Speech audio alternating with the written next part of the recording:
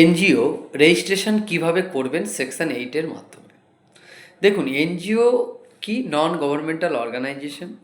আর section 8 কি? এটা একটা Indian companies act under section 8, যেখানে নন প্রফিট কোম্পানি তারা রেজিস্টার করতে পারবে। এবার সেই নন প্রফিট কোম্পানি কাজ কি হবে? তাদের কাজ বিভিন্ন চ্যারিটি, সোশ্যাল ওয়ার্ক, বিভিন্ন প্রমোট ডেভেলপমেন্ট, সেইগুলোর উপর এরা কাজ করবে, লাইক এনজিও। সেখানে কতজন মিনিমাম ডিরেক্টর লাগছে? Minimum 2 directors.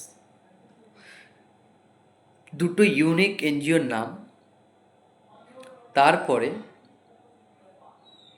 অবজেক্টস কী ধরনের, কিসের ওপর কাজ করবে, ফার্স্ট নেম অ্যাপ্রুভাল নিতে হবে, তারপর ডিন ডিএসসি রেডি হবে, তারপর ফাইনাল ইনকর্পোরেশন হবে। এবার কি কি ডকুমেন্টস লাগছে? দুজন যে ডিরেক্টর লাগবে, দুজন ডিরেক্টরের Aadhaar card, PAN card, voter ID card, last 2 month bank statement, email ID, phone number.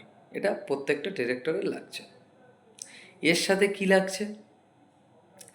যারা যেখানে অফিস অ্যাড্রেস হবে, সেই অফিস অ্যাড্রেস যদি রেন্টেড হয়, তাহলে রেন্ট এগ্রিমেন্ট, ইলেকট্রিসিটি বিল, আর প্রপার্টি ট্যাক্স যদি লাগে তো সেটা পরে, আর এনওসি লাগছে ফ্রম ল্যান্ডলর্ডের থেকে।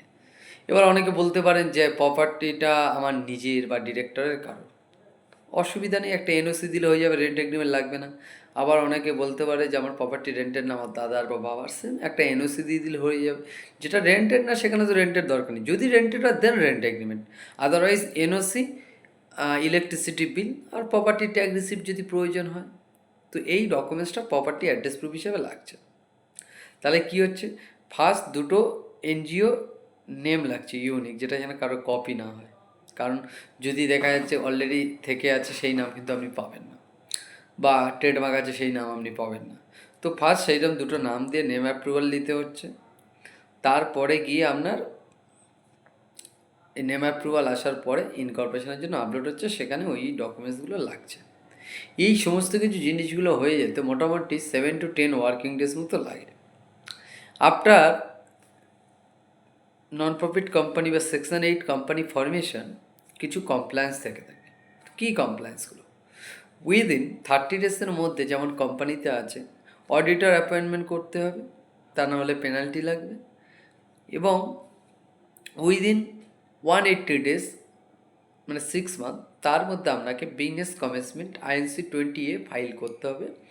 মানে আপনি যে অ্যামাউন্টটা পেড আপ ক্যাপিটাল দেখাচ্ছেন, সেটা ব্যাংকে ডিপোজিট করে সেটা স্টেটমেন্টটাকে আপলোড করতে হয়।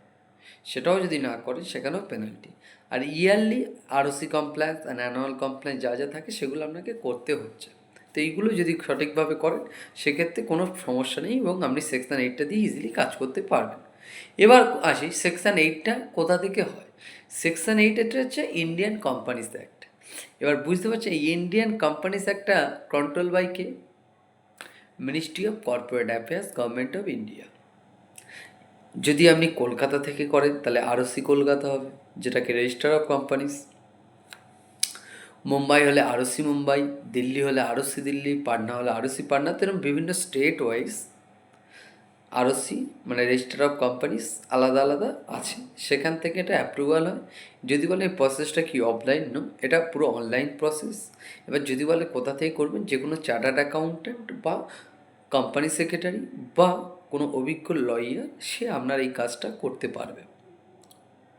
তো এই সেকশান 8 রেজিস্ট্রেশনটা তাহলে আশা করছি বুঝতে পারছেন যে কী ডকুমেন্টস লাগে, কোথা থেকে হয়, এবং এটার বেনিফিট কী।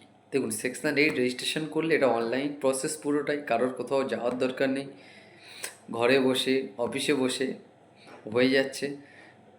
ওয়ার্ল্ড ওয়াইড অনলাইন ভিজিবল, যে কেউ যে কোনো জায়গা থেকে এটাকে ভেরিফাই করতে পারছে, এবং এটাতে একটা লাইসেন্স সার্টিফিকেট পাচ্ছেন, সার্টিফিকেট অফ ইনকর্পোরেশন পাচ্ছেন, মেমোরেন্ডাম পাচ্ছেন, মানে memorandum of articles of association, pan, tan, dean, DSC সমস্ত কিছু পাচ্ছেন।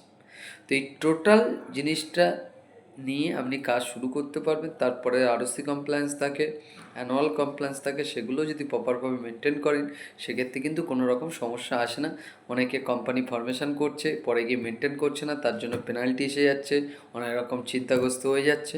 তো সুতরাং যদি প্রপার ওয়েতে সব কিছু মেনটেন করেন সেক্ষেত্রে চিন্তা হওয়ার কোনো কারণ নেই, ইজিলি সব কিছু করতে পারবেন। আর আমরা তো আছিই গাইড করার জন্য। যদি কোনো গাইডেন্স লাগে, হেল্প লাগে বা কিছু যদি জানার থাকে কমেন্ট করুন, আমি চেষ্টা করবো আপনাদের কমেন্টে রিপ্লাই দেওয়ার। তো অলওয়েজ অভিজ্ঞ লোককে দিয়ে কাজ করানোর চেষ্টা করবেন, প্রফেশনাল, কোনো দালালকে দিয়ে না। কারণ অভিজ্ঞ প্রফেশনাল তারা কিন্তু আপনাকে প্রপার গাইডেন্সটা করতে পারবে, কিন্তু একটা দালাল কিন্তু ভুলভাল গাইড করে দেবে, সেখানে আপনাদের প্রবলেম হবে। তাই বি কেয়ারফুল।